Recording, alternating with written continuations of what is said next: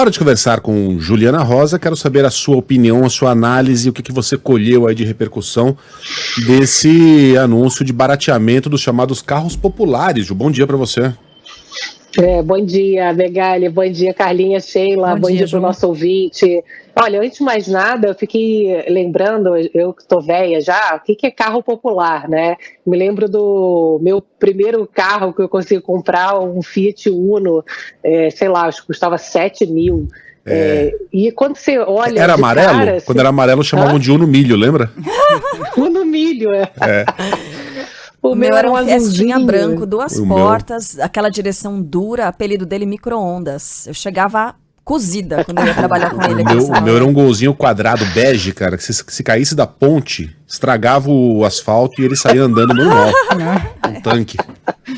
Não, eu estava lendo aqui que o carro popular hoje mais barato é 69 mil, né? Em torno de 69 mil. E aí as medidas levariam o carro a custar 60 mil, um pouco abaixo de 60 mil. Carro popular para quem, né? O que eu olho aqui, até em termos de, ouvindo aqui os especialistas do próprio setor automotivo, a gente não vai hoje conseguir encontrar esses carros que a gente está brincando, né, que era quase o carro dos Flintstones, né, que o meu também não tinha ar-condicionado, não tinha... eu estava olhando aqui um especialista falando de um Fiat, eu nem lembro disso, gente, que era um carro, era um Fiat que tinha só 4 marchas, e não sei se é da época de vocês. Era o Fiat, disso, era o 147. Era o 147. O Fiat 147. Que tinha 4 marchas. Sim. Aquela caixinha de fósforo, né? Era o equivalente da Fiat do Fusquinha, era o carro mais baratinho que tinha, mais simplesinho. 1993. Ele não tinha retrovisor do lado direito, as saídas de ar eram apenas centrais, sem refrigeração. E o câmbio tinha 4 marchas. Achei engraçado isso. A Thaís Patins, né? É esse aí, ó. A minha avó tinha um desses aí azulzinho. Uma belezinha.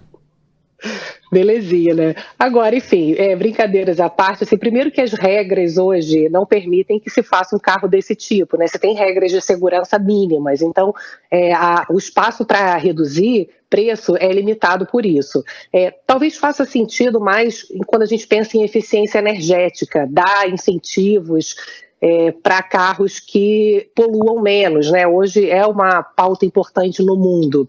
Agora, pensando em termos práticos, essas políticas já foram adotadas várias vezes no Brasil, em vários governos, e é sempre importante pensar que, se a gente pensa exclusivamente, né, no que está sendo anunciado, nem parece uma coisa tão horrível, enfim, alguém vai conseguir comprar, né, com a diferença entre 70 e 60 mil, mas a questão qual é o custo-benefício. A gente prometeu essa semana focar nas pautas positivas e foi uma semana muito positiva. Eu acho que o mais importante é entender o quanto que o custo-benefício vai valer a pena, porque o governo abrir mão de receber impostos, uma série de incentivos e piorar, por exemplo, a percepção de equilíbrio das contas públicas, como a gente falou, você pode criar um efeito que acaba atrapalhando todo o resto da população, que é a maioria. Então, a percepção de risco melhorou, né, que a gente tem falado, a expectativa de juro agora está mais firme de queda. Ontem até o presidente do Banco Central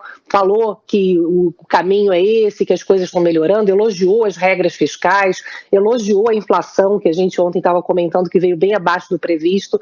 Então, acho que o importante é focar nisso, reforma tributária. Outro dia eu fui na Fiesp, aqui na Federação das Indústrias, e o que eu mais ouvi é que a pauta principal é reforma tributária, porque é complexo pagar imposto, enfim, é importante caminhar nessa pauta para poder destravar, de fato, as medidas mais importantes estruturais do crescimento. Acho que essas medidas pontuais acabam, enfim, parecendo inócuas e correm o risco ainda de criar problemas, né, e nesses avanços que a gente tanto comemorou ao longo dessa semana. Acho importante o governo pensar em, primeiro, resolver as coisas estruturais, para depois pensar se vai ter dinheiro para fazer outras políticas específicas que nem tão focadas, não tão exatamente focadas nas pessoas, na maioria, né, que mais precisam aí de ajuda do governo. Teve um ouvinte que escreveu aqui que provavelmente esse carro que você descreveu descreveu não eram 147, porque em 93 o 147 só foi produzido no Brasil até 86. Na Argentina ele ainda foi produzido até 96, mas na Argentina.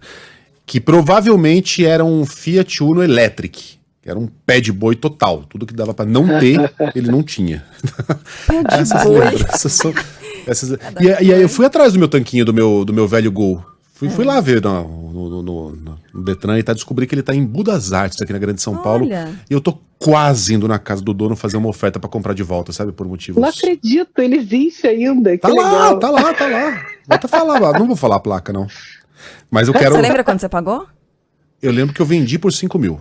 Tá. Mas aí depois que eu vendi, ainda passou por umas 3 mãos até chegar nesse cara. Quanto você acha que você vai pagar por ele de volta? Acho que o mesmo valor. Você acha que o mesmo valor? Eu tô pronto a gastar mais, isso. Hein? E se bobear é mais. Não, porque não é carro antigo, é carro velho. Não tem placa mas preta. o seminovo, não que ele seja seminovo, mas enfim, subiu muito, né? Porque os zeros estão Não, ele não é seminovo, ele é Então semi-jurássico. ele é antigo. Vambora. O papo tá ótimo, mas o Fosquinha não, o golzinho tá atrasado. Beijo, Ju, até segunda. Beijão, bom fim de semana.